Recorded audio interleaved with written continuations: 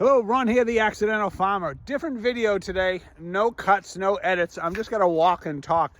I'm gonna walk through my back field. I'm gonna show you the projects we have for the winter. Last year I did some of this during the winter. Well, I did some during the summer. I did some during the summer this year, but decided after getting lots of ticks. One day I had 5 ticks on me when I was all finished. So I decided it's probably best left for the winter when everything's kind of cold. Today is December, excuse me, as I open the gate, December 13th, and it's 29 degrees out. I know I should probably dress a little bit warmer than this today, but it's what I had on, decided to make a video. So we're in one of the back, this is where they used to keep horses. So I'm gonna try to keep the sun out of your eyes, keep it in my eyes. But you can see behind me, we have electric fencing. And this is sectioned off into 3. I think there's about 4 open acres back here, if you can see behind me. This outbuilding is for the little small corral over there that has electric fencing. This all where I am has electric fencing. And then we have the big area over behind me. So I want to show you what I have to do. I have this, it grows fast. And I mentioned in one of the other videos I had is a farmer I had come here told me that you got to keep this back a tractor width on the other side so you can drive your tractor around the outside of the fencing. Well, when we purchased the property, unfortunately it had been years since any of this had been done. And the overgrowth was just amazing and tough to deal with. So let me show you what I'm dealing with.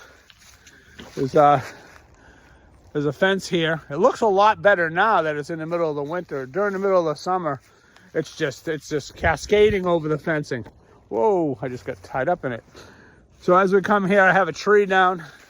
I'm gonna start tackling a little of this today. Let me show you the tree I have down behind me. Not huge, but it's a branch that took down a couple sections of the electric fence.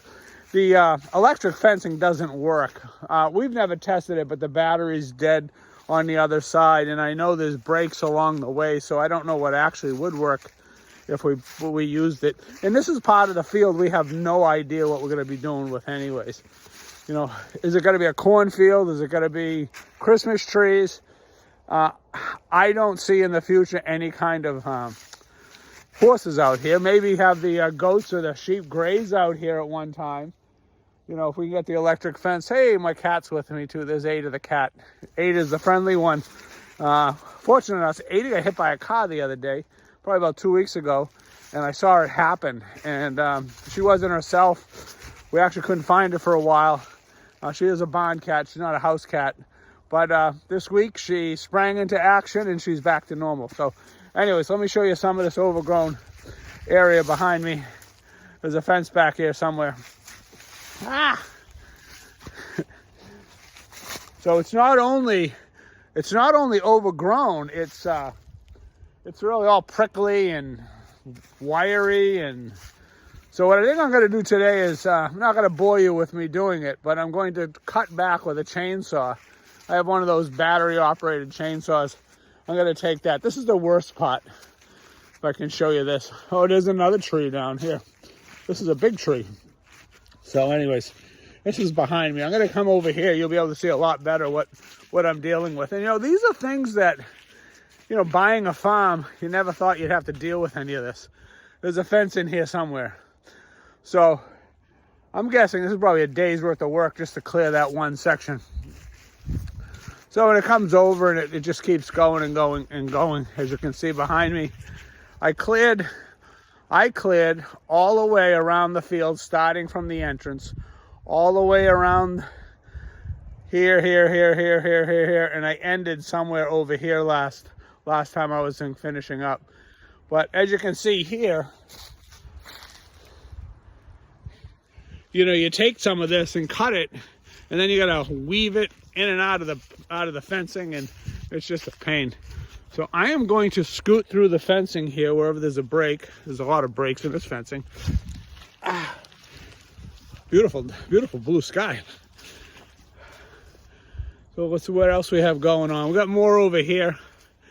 And then I'm going to be cutting trails. I started cutting a trail. If you watched one of the other videos, I had a little Mia, the tractor, in there. But I am on the far, far side of the field, almost at the end. I got another about 80 feet till I'm at the end. We have old New England stone walls, not as high as the pictures show, but they probably built these stone walls when they were clearing the fields.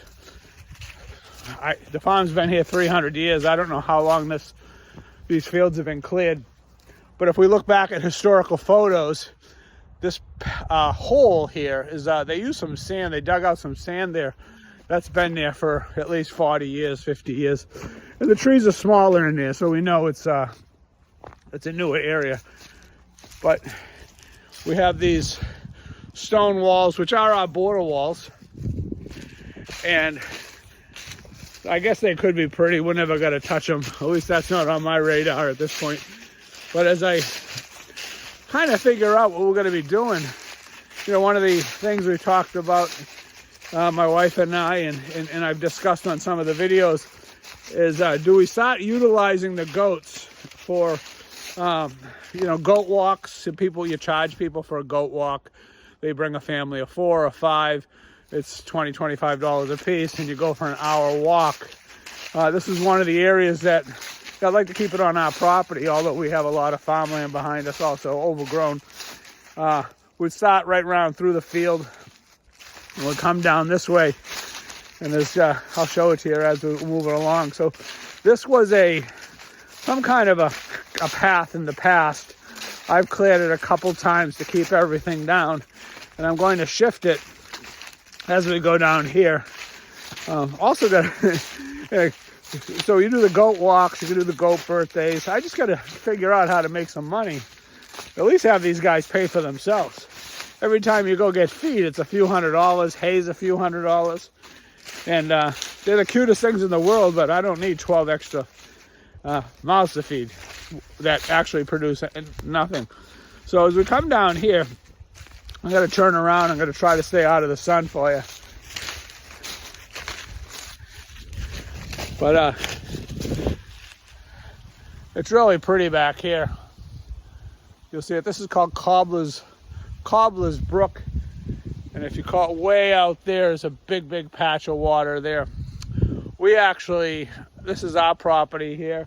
And then across here, there's a hill. There's some property there we own also that I've never been there.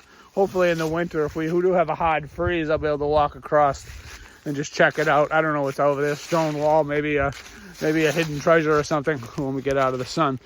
But the other place I'd like to continue this path is behind me. Wrap it all the way up, kind of scoot along near the field we were just in, but a little ways away so you can't really see each other. And then scoot it out and come out near the entrance, the main entrance of the field. I think that'll give it a nice little walk. We also have another section we can walk in that goes down to another pond, another stream, although that's not on our property. It borders our property, and then it actually bleeds into our property. So these projects, you know, farming was, you know, you think you're planting veggies and, I don't know, raising a pig or something like that. But the maintenance is more work than the actual farm. Sorry about that. I'm gonna try to get this so it's on your eye. So this behind me is not our property. I don't know if you can see a stone wall there, parts of a stone wall. That's not our property. Our property is that way. So what I'm finding is the work that goes into this, it's you can't put it down on a piece of paper. You can't say, oh, this is what I did. This is what I did. Yesterday alone, we had a windstorm that came through. We have an old fencing, and I went out and a few of the sections of the fencing was over, and they're not pressure treated or anything. So it's just a matter of time. I don't know how old they are before that entire fence goes. And it's 300 feet of fence. So that's got to be something. That's going to be it really doesn't do anything but make the property look pretty as you're driving up. But after replacing fencing this year, I know what the fencing costs, so that could be something. So this is the overall area, this line of fencing here all the way into the other corral is next on the project. And of course, got to maintain all the other fencing too. As I walk around, I can kind of, there's sticks everywhere around here. This section I just finished moving them. I'm sorry about that, son. I just finished moving them. I'm going to show you, I have logs out here. The logs were used years ago as jumps for the horsing. I don't know what you call them, but things for the horse to run around out here and do their jumping. So this is one of them. That's still staying in there. I didn't move that one yet. The other ones I have all moved. But out here, I'm just waiting for these huge trees. You'll see behind me.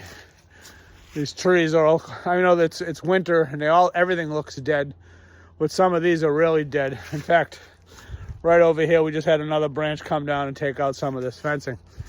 The fencing I don't think is going anywhere. It's pretty solid. It looks like it's pressure treated posts.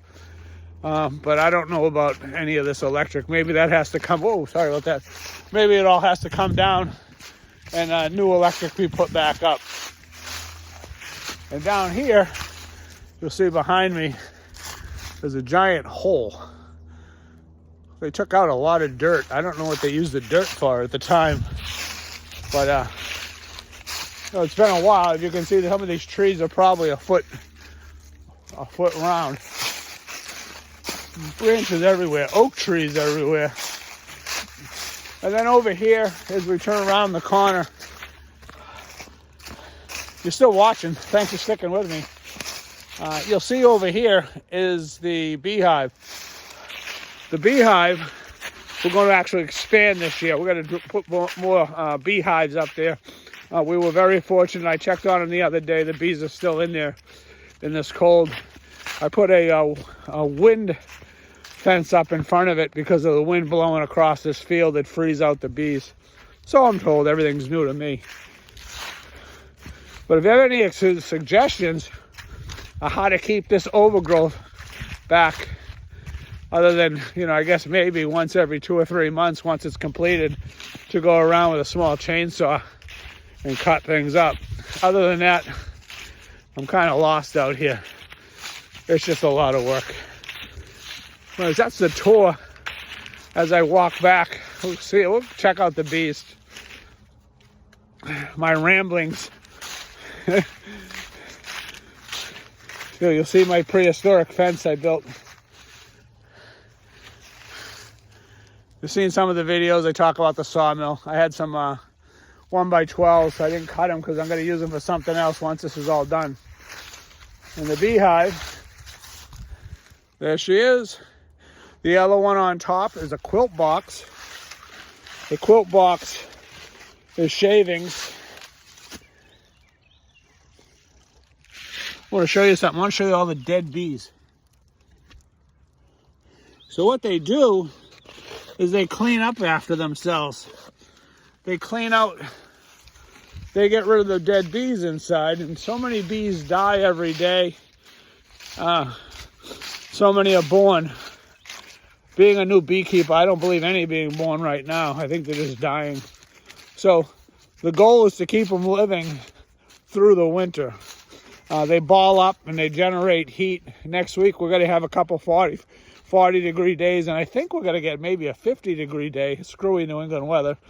And hopefully we'll see some bees on the outside just exploring. But they have plenty of honey inside. They also have some fondant. It's fortified with some whatever bees need. It looks like a sticky substance you put in there for a little extra food. And so that's the tour. Not that I was giving you a tour, but you end up getting a tour of the backfield. If you watch one of my other videos, I call it my tractor port. That's where I put the accessories for the tractor in there. It's just nice to have to keep them out of the direct sunlight and direct rain and snow and such. So kind of keeps them protected, at least it's covered up. As we come all the way back to the entrance, I didn't start the video at the entrance of the field, but we're back to the entrance of the field. This is that other outbuilding. We're on the other side. This is the smaller That is the smaller stable, and and look who's with me. Ada the cat is still here. There she is.